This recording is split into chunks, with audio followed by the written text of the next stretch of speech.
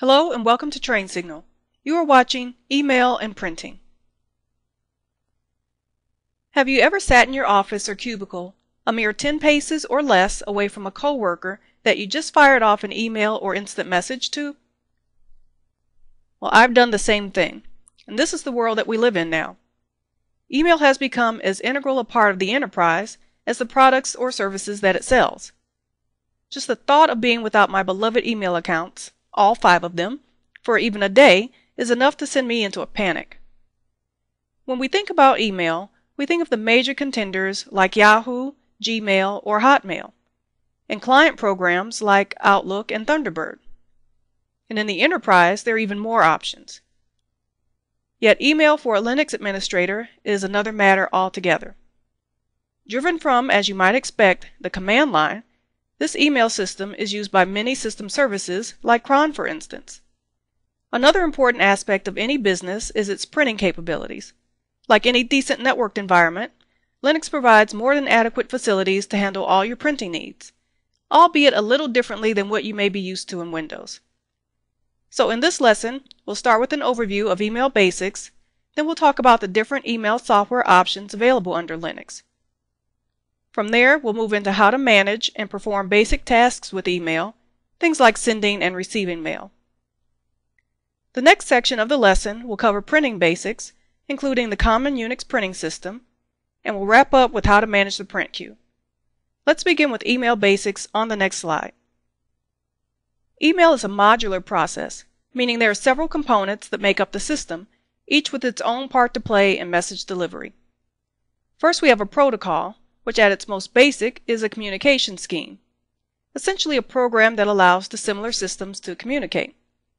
Under Linux, there are several protocols that can be used to manage email, but there are 2 that you should be most familiar with, mainly because they are the most commonly used, but also because they are what's covered on the Linux Plus exam.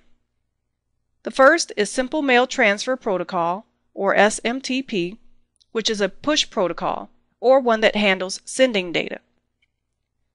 But of course, sending is only half the picture.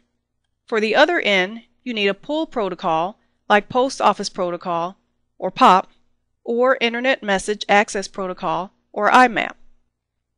With these 2, the receiving system initiates the transfer, and this is useful because user systems aren't always turned on, so when they boot up and are ready, they can initiate mail transfer. POP pulls messages and deletes them from storage, while IMAP, which is probably the more powerful of the 2, allows you to retain a copy in what's called a message store.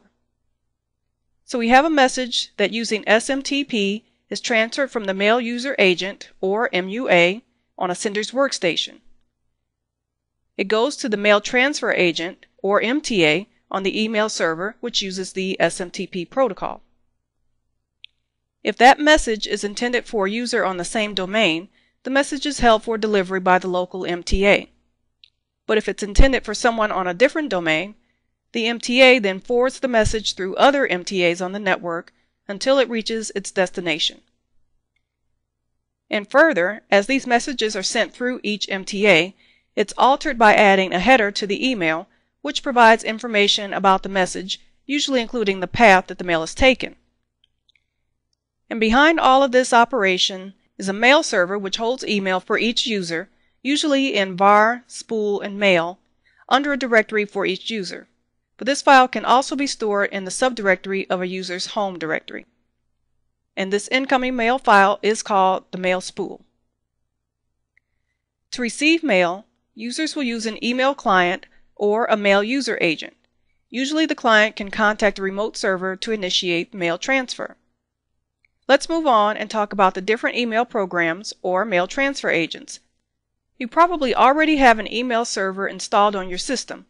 Which one you have will depend on your distribution. There are 4 most common servers. SendMail is the first, though because of its difficult configuration file formats, isn't the most popular option anymore. There's also Postfix, which was designed as a replacement for SendMail. This is the Fedora Linux default server. Next we have Exum, which is a singular system like SendMail, but it's a little easier to configure. And finally we have Qmail. This is the most security conscious server, even though surprisingly it isn't the default server for any Linux distribution at this time, mainly because of some licensing issues. So how do you tell which system you're using? You can use the ps command that we learned about in the GNU and Unix commands lesson. This of course checks for processes. Another option is to use the package manager to see which one is installed. Let's go open a terminal window and try out a few options to confirm what we have on our test system. Let's open a terminal window with Applications, System Tools, and Terminal. Now we're going to use the ps command that we learned about to list processes along with the grep command to do a search. So let's type in ps space ax, and I'll explain everything after we finish entering the command, space pipe space grep space send. This command says to search for the send process, and the A option means to search all processes, and X increases the amount of information displayed about the process. And again, the grep command says to search. And we're going to search first for sendmail. And hit enter. And you can see that we indeed have sendmail running. It lists some information about the spool and the client, and it says it's accepting connections. If you didn't find sendmail on the first try here, then you can try the other options in turn using the same search command. Now let's take a look at our graphical package manager. Let's go to System, Administration, and Add Remove Software. And on your Ubuntu system, you could also use Synaptic. Let's type in sendmail in the search bar here and hit enter. We see that the query has started. And if you look here with the check mark, you'll see that sendmail is installed. So there are two ways that you can confirm it, either using the graphical package or from the command line. So just went ahead and close that out. So we've talked about the function of pull mail servers and how they initiate email receipt. There are two packages that are common, Cyrus IMAP and Dovecot. Next we have fetch mail, which is used in those cases when you want to use a variety of email clients, or if you want to run your own SMTP server or a POP or IMAP server to deliver local network mail. Fetch mail pulls mail with POP or IMAP and injects it into a local SMTP mail queue.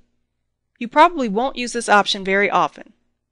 And finally, we have mail readers or clients like Evolution, which is the default reader for Linux, and you have Kmail, you have Pine or Mutt. Let's move on and talk about accessing your mail from the command line on the next slide. The most basic command line email program is simply called Mail. With Mail, you can send and receive email using the following commands. The first is send with the format mail space followed by options followed by the email address that you want to send to. The options are -V, which produces a more expanded output, -S, which is used to specify the subject. Then you have -C and -B, which are used to specify carbon and blind copy respectively. And finally you have -F, which is used to read mail. Optionally, you can include the mail spool file or the -U option to read the mail of an individual user. Nail is an alternative used by some distributions, and some of the options are different, but Nail can also use the options that you see here on the screen.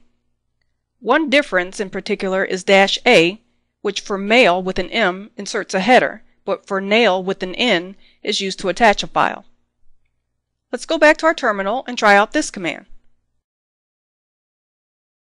A required program that may not be installed by default on your system is called MailX. To determine if we have it installed, you can use a command line option, or you can look at the installed software again. Let's type in mail here and hit enter. The error that we get, bash mail command not found, tells us that mail is not installed. So let's go ahead and install it. I am partial to using Yum, but again you can use either of the other options that we've covered. So I'm going to type in yum install mail X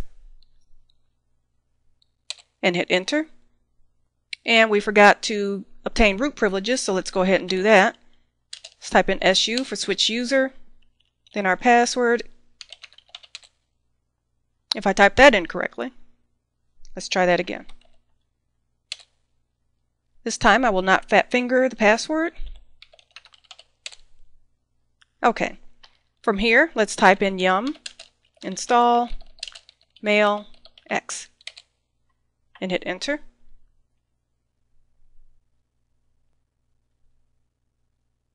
Again, yum has told us that it's going to install one package, gives us the architecture, the version, the repository, and the size. And if you're happy with all that, go ahead and say yes. Then the download and install will proceed. Okay, now that that's complete, let's go ahead and email one of our test users. Now, if you don't recall which user that you set up, and if you want to see a list, you can do so from the command line by typing in ls /home. And again, all regular users will have a home directory. And here are some of the users that we created in some of our previous lessons. I'm going to send Nancy an email. So I'm going to type in mail -s for the subject, which I'm going to enclose in quotes. Subject is going to be lunch. And I'm going to carbon copy V. Henry, and we're going to send the note to Nancy and hit enter. At the prompt, you type in the message that you want to send. And I'm going to type in, let's meet at noon for lunch. You end the message with Control D. Now let's type in mail. And again, the mail command is used to display the mail that's in your system. You see here that we have 7 messages, 2 new, and 7 unread. Looking at the format of the queue, we have the sender, we have date and time information, and if you want to read the message, you type in the number that you see here in the second column. And as you might have guessed, U represents unread and N represents new. So if we wanted to read a message, let's type in the number, which is 7. And you can see some header information here, who the message was sent to, the subject, carbon copy, and then we have the actual message here. If you wanted to delete a message, you type in D, and if you wanted to reply, you do so with R. So first let's reply, hit enter. I'm going to type in sounds great and Control D. Let's type in mail again. What we're going to do here is enter another mail using the command line. So we typed in who we want to send it to, and I'm going to send it to Nancy. And the subject is, just make it test. We'll type in, this is a test. Then we'll Control D. We have an indicator here that we have a new message that has arrived. We've got the new message here. Let's type in Q to exit. And again here you see that it indicates that we have 8 messages, including the one that we just sent. And it tells you where the mail is stored. It's in var spool mail Henry. Now let's type in mail again. Hit enter. Now let's go ahead and delete a message. I'm going to do so by hitting the D. And then let's say number 7. For message number 7. And hit enter. Hit Q to quit. And let's type in mail to take a look at them. And we'll see that the message I deleted is indeed gone. Okay, I'm going to hit Q to exit again. And now let's go back to the presentation and talk about managing the email queue. Mail queue is the main email queue management program for Linux. Typing in mail queue with no options will display the entire queue. And it's equivalent to typing in send mail with the -B and P options. Now if you wanted to clear your mail queue, you use the command send mail again, but with the -q option. On postfix, the equivalent is postq, and on exim, the equivalent is runq. We first talked about aliases in our GNU and Unix commands lesson, and we learned how they can be used to give new names to regular commands. With email, an alias can allow one address to accept mail for another. For example, a basic Linux email account is called Postmaster, and if you wanted to assign a user to read mail for this account, you'd set up an alias by editing the aliases file in etc or in etc mail. The format is simply name, address 1 followed by address 2, etc., where the name is of course the local name like Postmaster, and address represents the forwarded message addresses. Normally there's only one, but you can certainly have 2, 3, or more. Normally Postmaster is alias to root, but reading mail as root is a security risk. Just imagine opening and reading a tainted email with admin privileges. For this reason, root also usually has an alias of its own. Some mail servers, including SendMail, Postfix, and QMail, require that you compile etc aliases into a binary file so that it can be processed quicker. You do so using the command new aliases. Another way to redirect mail is to edit the user's forward file, and this is located usually in the user's home directory. Now let's go back to our terminal window and take a look at our mail queue. Now to check the mail queue, you will need admin privileges, so make sure that you're still logged in as root. And now let's type in mail queue. Mail queue. Hit enter. And you see here that it lists the mail queue file. Now the email queue is normally empty, as message delivery usually takes place relatively quickly. But if there were problems with email delivery, messages would be stored right here in the queue. Now let's see what type of email aliases that we have set up. Let's type in cat space etc aliases and hit enter. And let's scroll up to the top of the file, and we can see that we have some comments here. And then we have some basic system aliases, which include Postmaster and root. Then we've got some general ones here as well. And they follow the format as we've just learned, which is name followed by the redirect or the alias address. Now let's scroll down to the bottom. You see this last line here where it says root is redirected to mark? Oh, the panic that set in the first time that I saw this. But have no fear, this is the default setting for Fedora. And what you should do is just go in and change it to the username that you want. Let's edit this file right now by typing in vi to launch the vi editor. We're going to type in the full path to the file, etc aliases, and hit enter. We're going to hit I or A to enter insert mode. Then we're going to page down, just using the page down command. The page down key. And now I'm going to go over and type in V. Henry here. And you can select the user of your choice. A trusted user, I should say. Now we're going to hit escape to enter command mode again. Then we're going to enter :WQ to save and quit.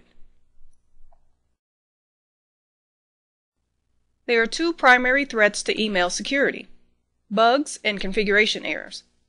Now bugs are just what they sound like. They're flaws in the program code that can be exploited by attackers and used to compromise your system. But the other problem relates to the administrator. And a common one is to configure email as an open relay. And what this does is allows your system to relay email messages from any computer to another. Now spammers used to use this method as a means to send their emails while masking their identities, but most have moved on to far more sophisticated methods. The best defense in either case is offense. Ensure you have the most up-to-date versions of your software and that you've applied any appropriate patches. And always check your default configuration to make sure that your server isn't set up for open relays. You don't have to worry about this configuration in detail for the Linux Plus exam, but you should understand the nature of both threats. Now let's switch subjects and talk about printing on the next slide. One of the most important services offered by today's networks is printing. Think, for example, of a newspaper or a magazine, industries that rely on printing as their primary business. And imagine if reporters were somehow no longer able to send their print jobs or other documents for output. Then you also have online retailers that need to print an invoice or a packing slip with every order, and imagine them not being able to do so. The importance of printing should be becoming crystal clear. To understand how Linux handles printing, we need to go back to our lesson on X11 installation and configuration. This is where we first talked about PostScript fonts. If you recall, most apps generate print jobs using Adobe's PostScript language, but most printers aren't PostScript compatible. Enter GoScript.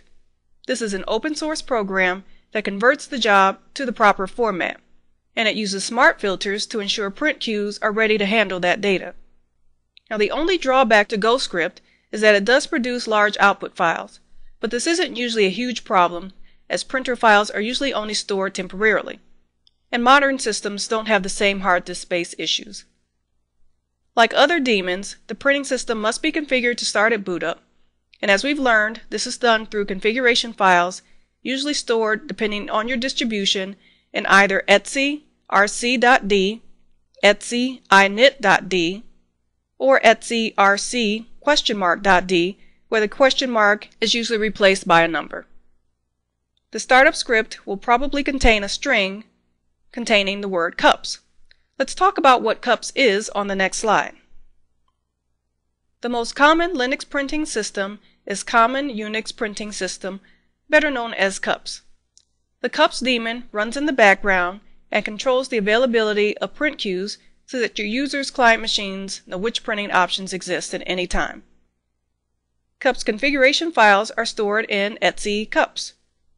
Now you can add or delete printers using the web-based utility that we'll cover in a moment, or by directly editing the cups.d.conf configuration file. The format for each entry is simply default printer followed by the printer name enclosed in angle brackets. Each printer definition contains information on the printer's location and things like status and other options. And additional options are stored in PostScript printer definition files, named after the queue, and are stored in etc cups ppd. Settings for each printer section of the configuration file could include directive orders like deny and allow, default policy options, browsing control, which indicates from whom it can accept browsing requests, access control, which usually mirrors browsing controls. Then you also have enable browsing and browsing access control, which controls the broadcast address. And again, though you can edit the configuration files to add printers, the preferred method is to use the cups web-based configuration tool. This tool uses the Internet Printing Protocol, which allows network printers to exchange printer lists. And as the name suggests, you can access cups through a web browser. Let's go back to our terminal window and take a look at both our configuration files and cups. Type in cat space etc cups cupsd.conf. Got etc cupsd.conf. And hit enter. Let's scroll back up to the top. Now I don't have a default printer attached, so you won't see any options for that. But what you do see here is browsing on, browsing order, and some of the other options we've talked about. Browse allow. The file is actually pretty well documented, and you can peruse it just to get an idea and a better understanding of the work that cups does behind the scenes. Got some policy information here.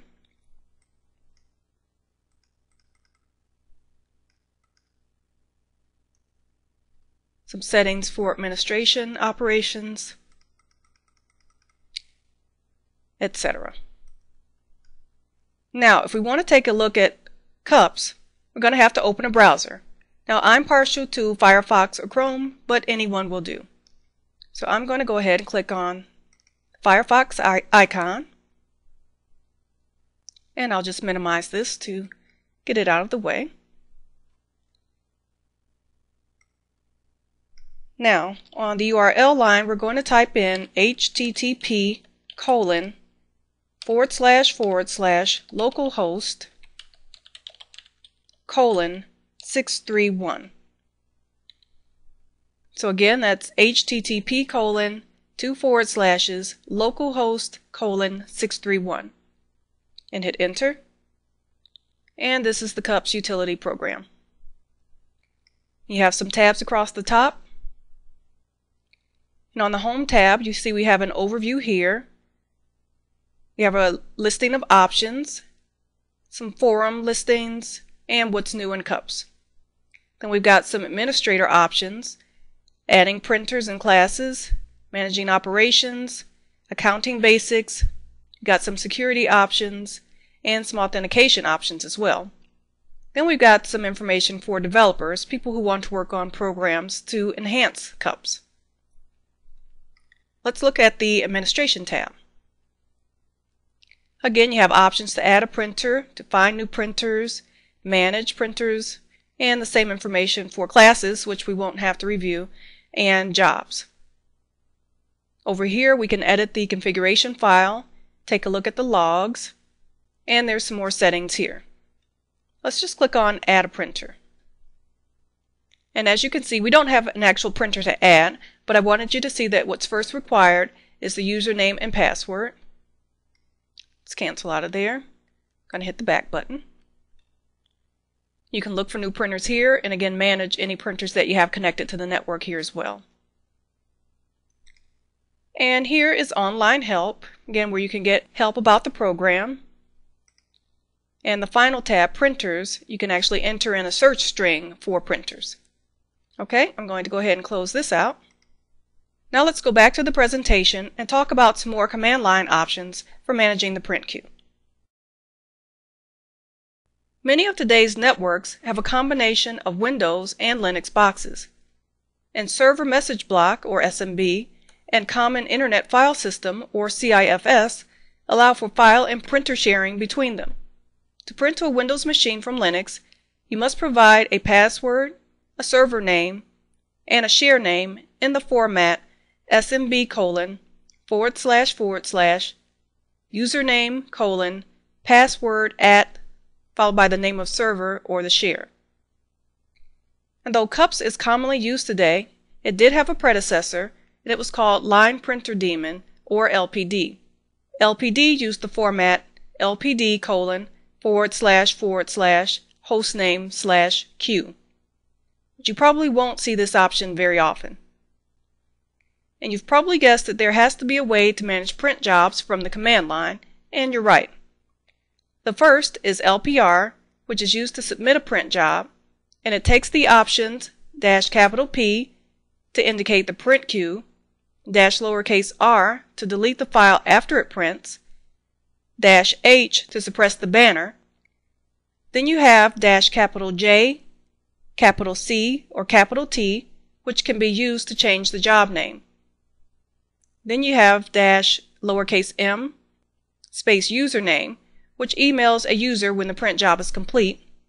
And finally we have -pound, followed by number, which is used to specify the number of copies. Another option is MPage, and this is useful for formatting documents so that each sheet contains a reduced size pages. The next command line tool is LPRM, which removes a print job from the queue. And finally we have LPQ, which displays the print queue.